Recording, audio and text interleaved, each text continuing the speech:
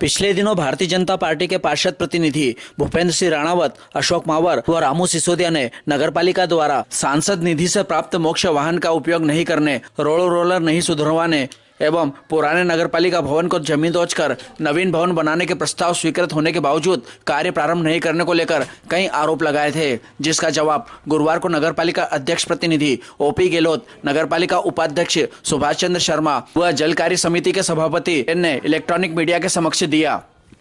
आप सबको नमस्कार मित्रों। पिछले दिनों माननीय सांसद जी द्वारा दिए गए संवाहन को लेकर और बहुत सारे सवाल हमारे एक मित्र ने खड़े किए थे। मैं बहुत विनम्रता पूर्वक बताना चाहता हूं कि माननीय सांसद जी ने जो संवाहन दिया था 15 दिन पहले जैन समाज में गमी होने के बाद किसी कारण से जब हमारा बड़ा संवाहन नहीं पहुंच पाया तो हमने छोटे संवाहन को बेचकर और वो अंतिम संस्कार करवाया था।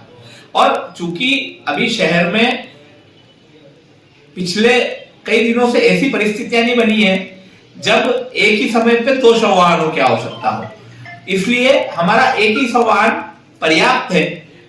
जहां जहां गमी हुई है वो समय पे पहुंचा और उसने अंतिम संस्कार की क्रिया को करवाया है। इसलिए जब दूसरे की आवश्यकता नहीं थी तो हमने दूसरा संवाहन का उपयोग नहीं किया। लेकिन जब जब हमको ऐसा लगेगा कि एक समय पे कहीं 2 जगह एक साथ अंतिम संस्कार है तब हम दोनों वाहनों का उपयोग भी करने वाले हैं।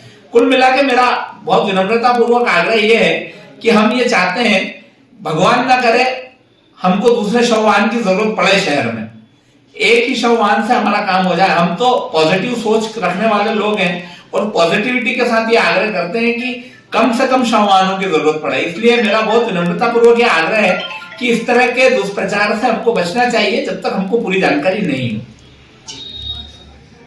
बिल्कुल, हम सकारात्मक वाले लोग हैं, जैसा कि अभी हमारे सभापति जी ने कहा।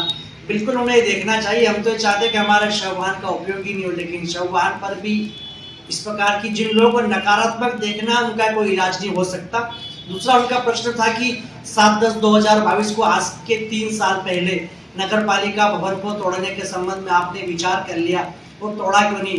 तो मैं उन बंधु बताना चाहता हूँ कि 7/10/2022 को जो प्रस्ताव लाया गया था, आप उस प्रस्ताव को ध्यान से पढ़िए। उसमें क्या लिखा हुआ है? उसमें लिखा हुआ कि नगरपालिका को भवन के तोड़ने के संबंध में विचार एवं निर्णय, और आप सभी ने ये निर्णय किया था कि नगरपालिका भवन को तोड़ने से पहले एक आर्किटेक्ट नियुक्त किया जाए, उसके बाद उस नगरपालिका भवन का नक्शा बनाया जाए, उसके बाद उसकी टीएनसी अनुमति ली जाए, और जब टीएनसी अनुमति होने के बाद वो नक्शा हम सब परिषद में देख लें और नक्शा पास हो जाए, उसके बाद नगरपालिका भवन को नवीन भवन तोड़ने के संबंध में विचार लिया जाए। तो मेरा उन बंधुओं से आग्रह है, कृपया प्रस्ताव को ढंग से पढ़े। हमने वो जो 7/10/2022 को प्रस्ताव पास किया था उसके संदर्भ में हमने आर्किटेक्ट नियुक्त कर दिया, उन्होंने पूरी जमीन का सीमांकन कर लिया, सीमांकन के बाद नक्शा बन गया, नक्शा हमने परिषद में सबके सामने दिखा दिया, सारे परिषद ने उसकी स्वीकृति दे दी, फिर हमने टीएनसी अनुमति ले ली। उसके बाद अनुमति लेने के बाद आज हम इस स्थिति में आए कि अब नगरपालिका भवन को तोड़ने के लिए नया विचार किया जाए। इसलिए हम जो नया प्रस्ताव लेके आए हैं उस प्रस्ताव को आप ढंग से पढ़िए। उस प्रस्ताव में लिखा गया है नगरपालिका नवीन भवन निर्माण के संबंध में विचार, पहले तोड़ने के संबंध में विचार था। अब आप चूंकि आपके मन में नकारात्मक भरी है, आप वो शब्द पूछोगे कि जब तोड़ने विचार कर लिया तोड़ा क्यों नहीं? तो मैं बताना चाहूंगा आपको कि यदि उस समय नगरपालिका भवन को तोड़ देते तो वहां पर कई दुकानें संचालित हो रही है, वहां नगरपालिका यात्री प्रक्षालय बना हुआ है और वहां पर कई ऐसे व्यापारिक प्रतिष्ठान या कई हमारे नगर के नागरिक बंधु जहां चला रहे हैं, उन सब के व्यापार पर विपरीत प्रभाव पड़ता। इसलिए हमने वो नहीं तोड़ा।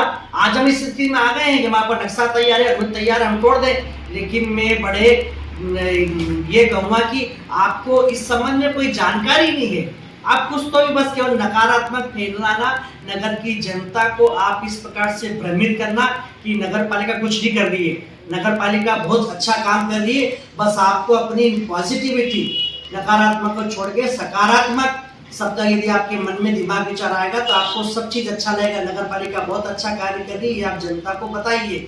ये मेरा आपका जवाब है। मैंने कल मीडिया के माध्यम से देखा कि कुछ हमारे भाइयों ने आरोप लगा रहे थे कि नया बस स्टैंड चालू नहीं हुआ है। उन्हीं के सामने देखने में मीडिया को दिखा रहे थे, उसी टाइम एक बस आई हुई है और बस वहाँ रुकी हुई है और ये कह रहे हैं कि नया बस स्टैंड चालू नहीं हुआ है। मैं उनसे आग्रह करूँगा कि झूठे आरोप नहीं लगाएं, आप अच्छी तरह से देखें कि नया बस स्टैंड चालू है कि नहीं।